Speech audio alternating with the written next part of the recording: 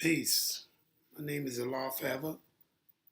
I'm the owner and creator of BabyBeautiful.co, which is the online baby store that we sell baby clothes.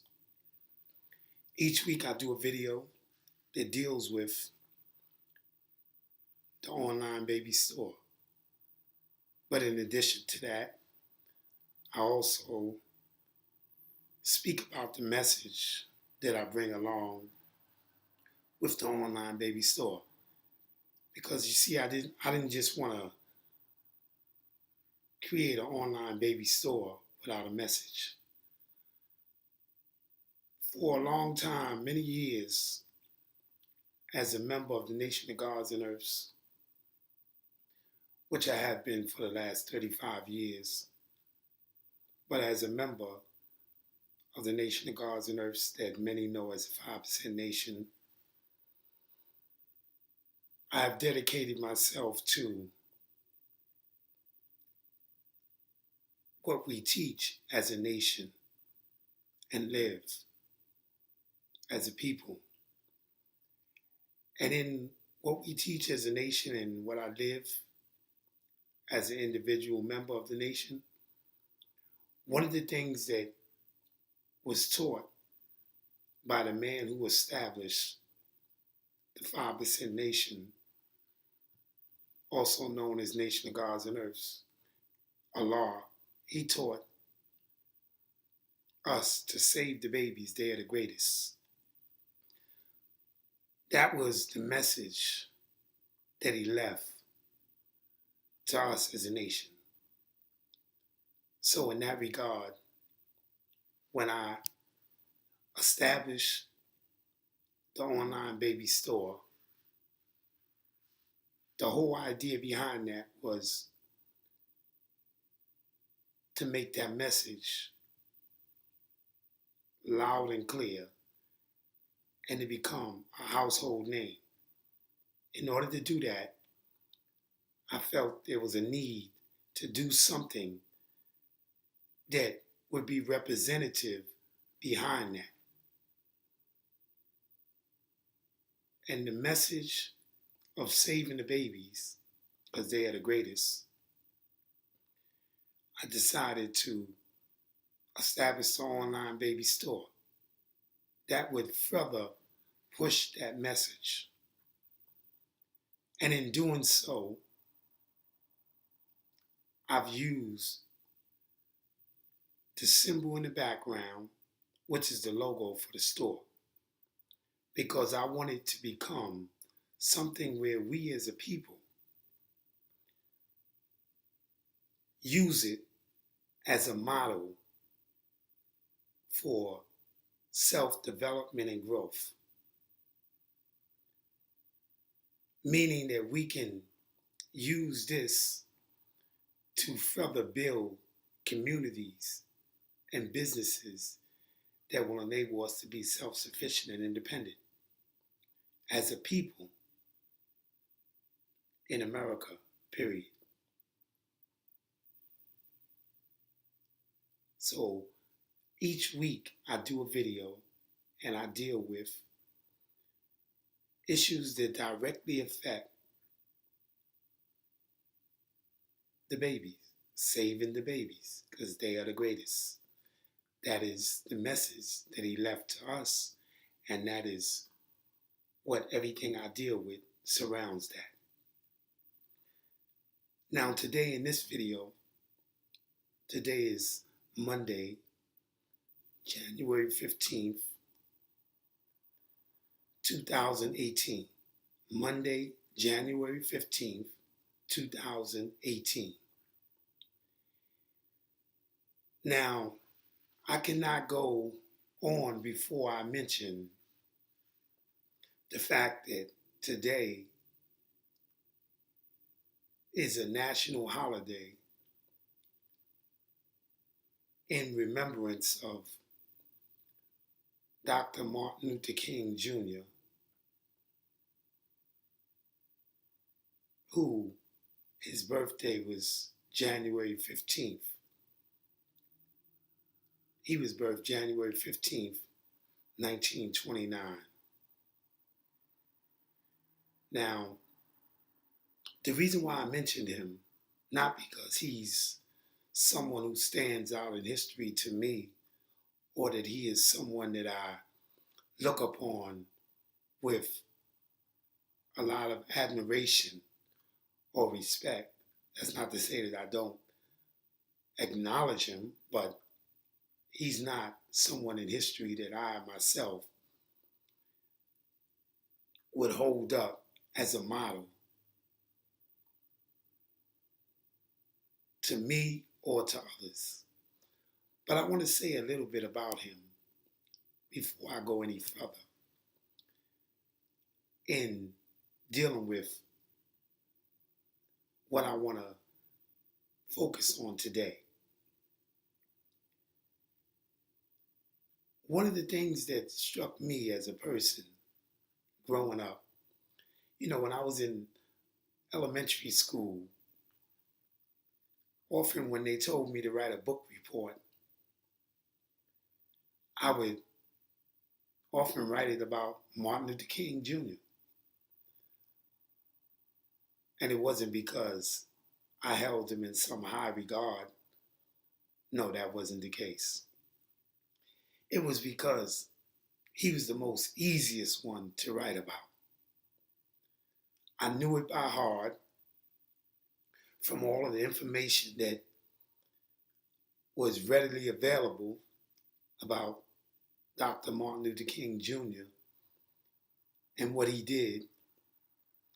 And with the Eye on the Prize series that they had during the time that I was growing up that covered the whole period of the civil rights movement and Martin Luther King. And there was several books, and you would always see his picture as an image of someone that they was actually promoting and accepted in America to represent blacks. So that was the reason why I wrote about him in book reports when I was in elementary school. But it wasn't because he was someone that I held up in high regard in history or as someone black that I actually admired. That was not the case. And that still stands as not the case. But I think that what Martin Luther King was focused on and what he did, in the eyes of many, stands out as a lesson and a model by which people use to base their own lives on. So that's why I wanted to say a little bit about him before I go any further in my presentation.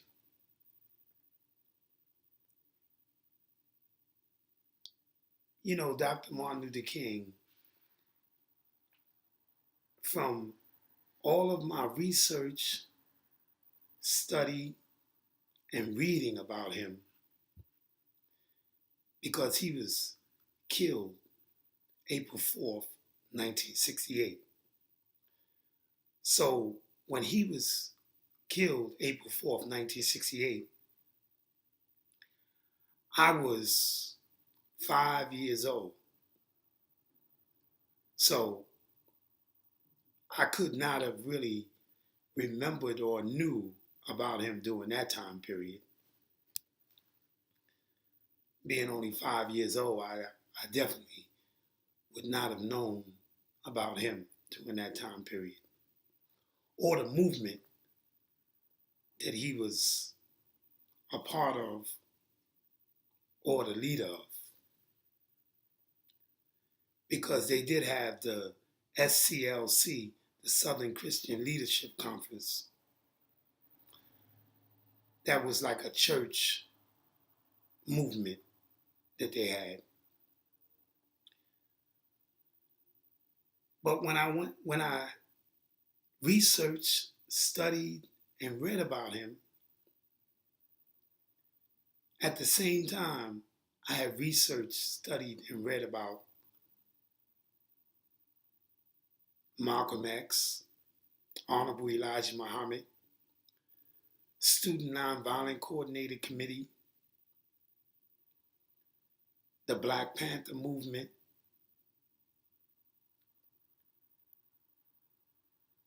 I also had read about us, U.S., United Slaves, that was started, a cultural movement that was started by Maulana Karenga.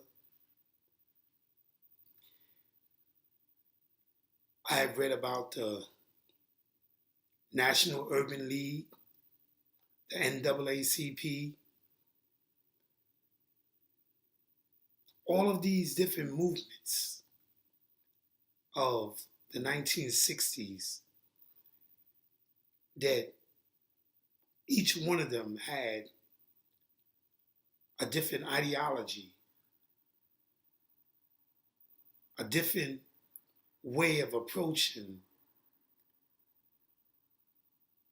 the conditions that they seen of blacks in America during that time period. Now, they all didn't agree with each other's approaches or tactics as to how they will tackle the conditions of blacks living in America. They definitely didn't agree on that. That's why there was so many different movements, because they didn't agree on how to actually attack that. But today, I want to really focus on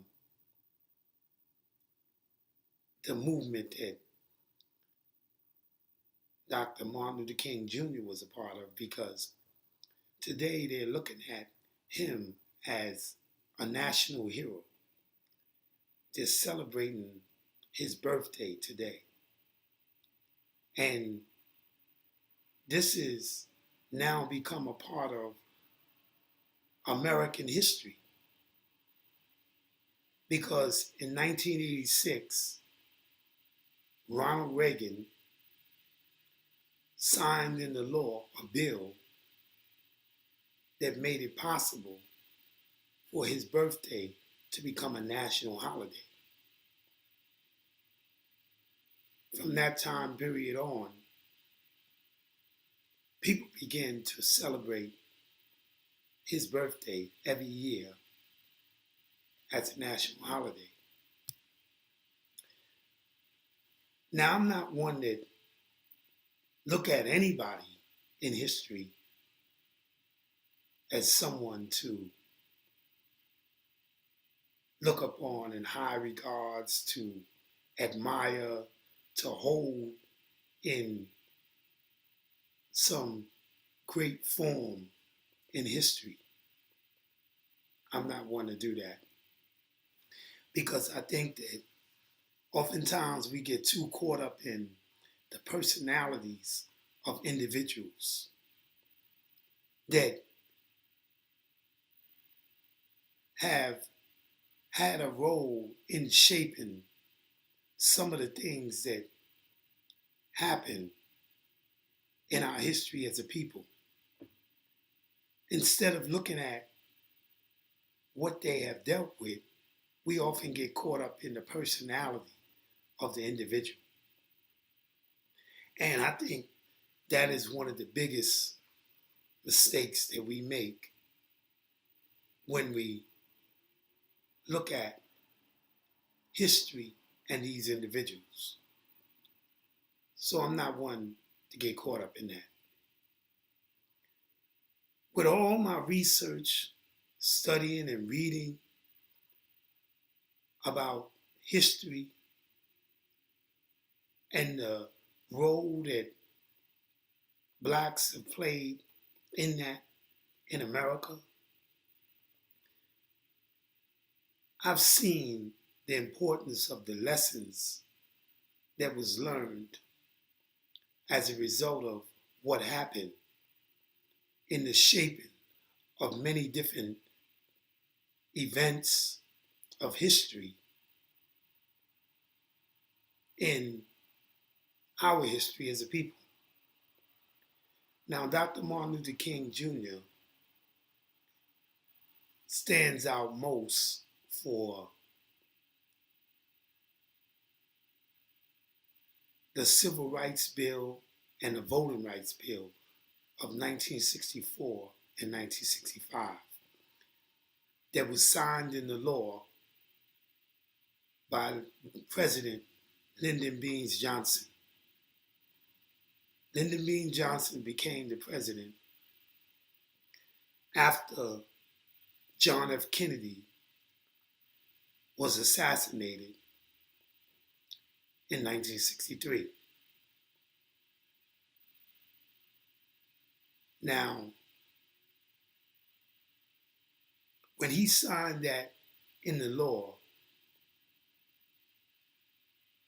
it was really under pressure to do so as a result of all of the different movements of blacks in America that was fighting for their rights as a people.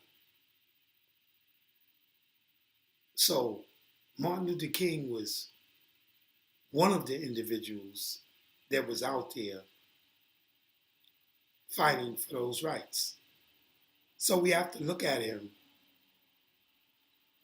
in understanding the role that he played, but I don't think that we should look upon individuals or personalities of individuals and hold them in some kind of high regard. Because what shapes individuals to become the people that they become is the conditions that they are confronted with, and in the period of history in which they exist. All of the factors that surround them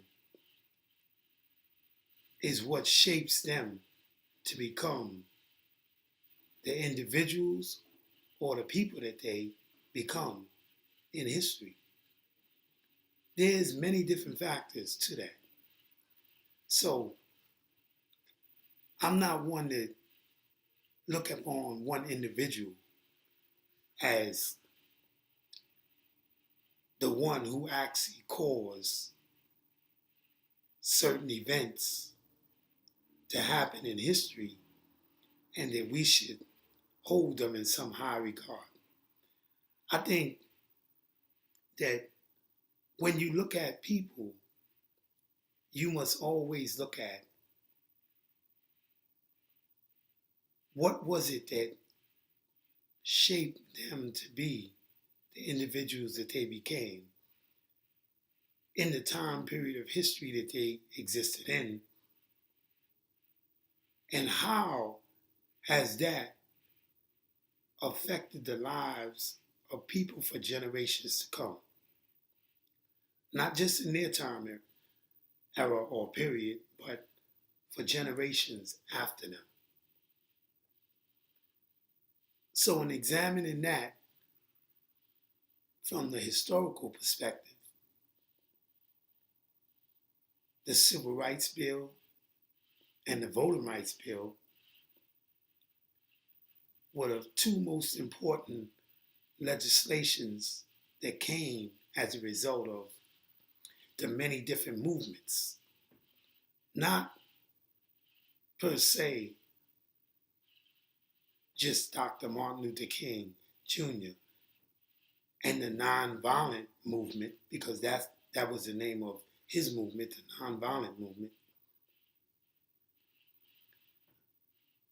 I think that we have to look at all of the different movements that played a role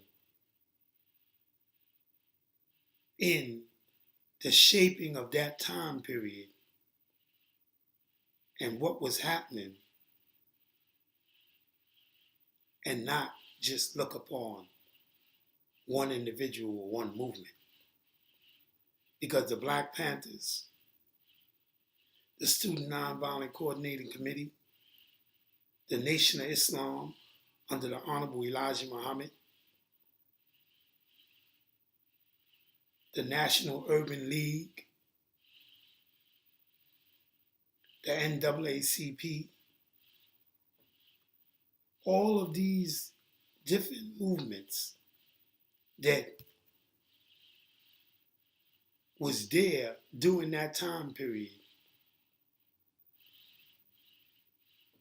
was fighting and struggling for the same thing. Although they had different ideologies and different ideas as to how they would accomplish that, but nevertheless, all of them was in the struggle, in the fight for changing the conditions of how blacks lived in America. So in that sense, each one of them played just as much as an important role in changing a lot of what took place from that era all the way up to now. Now, of course, you have those that argue that our conditions remain the same since that time period. Now, of course, that is open for debate or discussion.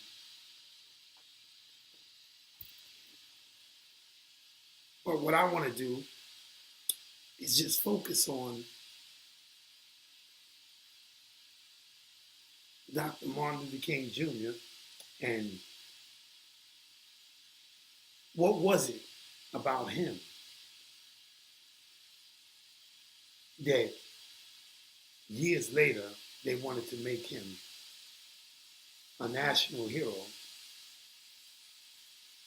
and celebrate his birthday as a national holiday every year, make him a part of American history.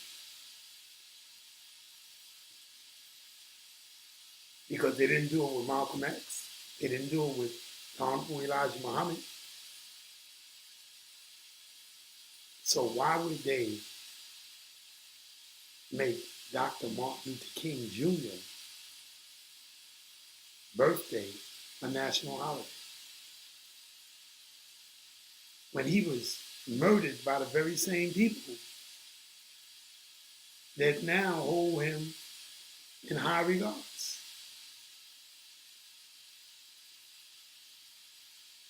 Why would they kill him and then make his birthday a national holiday where he would become a part of American history now? His birthday would be looked upon and celebrated like they celebrate the birthday of Abraham Lincoln, George Washington, because these are the two presidents that they celebrate their birthdays every year. No other presidents in American history that they celebrate their birthdays other than Abraham Lincoln and George Washington. And their birthdays are celebrated right after Dr. Martin Luther King Jr. birthday. Because the following month In February, they celebrate their birthdays. Now, when I was growing up, they used to celebrate their birthdays separate. So one week would be Washington's birthday, and then the following week would be Abraham Lincoln's birthday. But as the years went on, they decided to combine their birthdays to celebrate them together as one birthday, but acknowledging both of them on that one day for both of their birthdays. So now you have where Dr. Martin Luther King Jr. has a day to himself now too. Why is that? That out of all the people in history, I'm talking about dealing with blacks and their struggle and fight in America to change their own conditions, why is it that Dr. Martin Luther King Jr. was the only one that they would hold up in high regards and in making his birthday a national holiday? What was it about him or the movement that he was the leader of? What was it about that that caused them to want to acknowledge and celebrate him as a national hero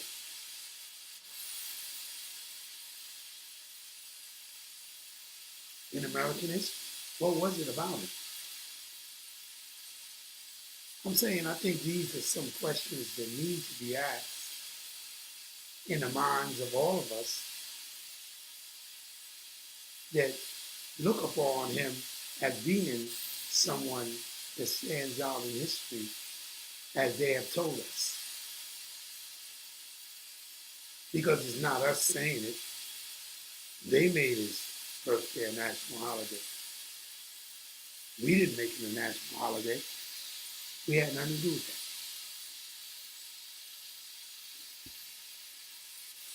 that. Now, when I say we, I'm talking about black people in general, not the individual blacks that fought for his birthday to become a national holiday. Because they don't represent the majority of blacks in America. People like Stevie Wonder, who was pushing for that, and Coretta Scott King. Stevie Wonder even made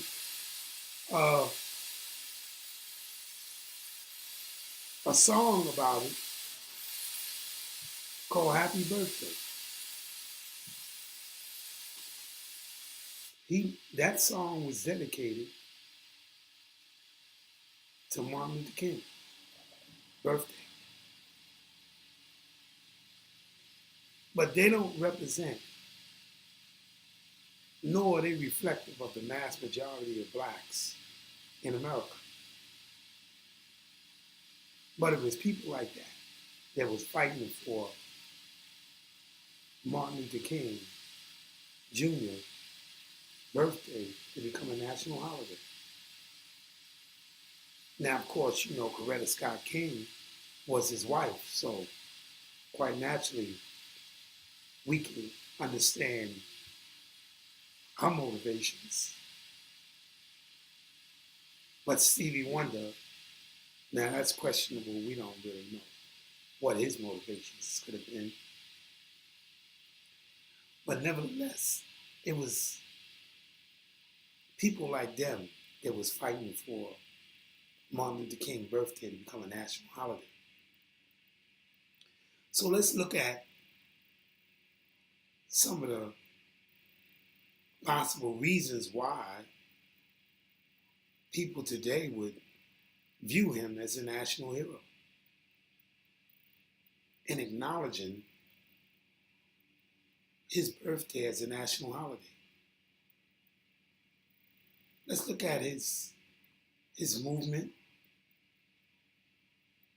Let's look at what he stood for. And let's look at the man himself. Because I think that's important in understanding what we're dealing with here. So give me a moment. Let me cut this light off.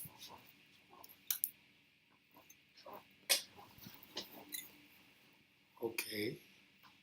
Now, I want to really look at that for a moment because I think that it's important to understand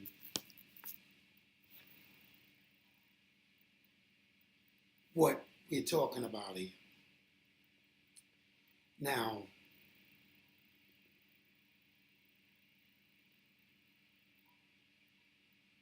in acknowledging Martin Luther King Jr. as a national hero today, as a people,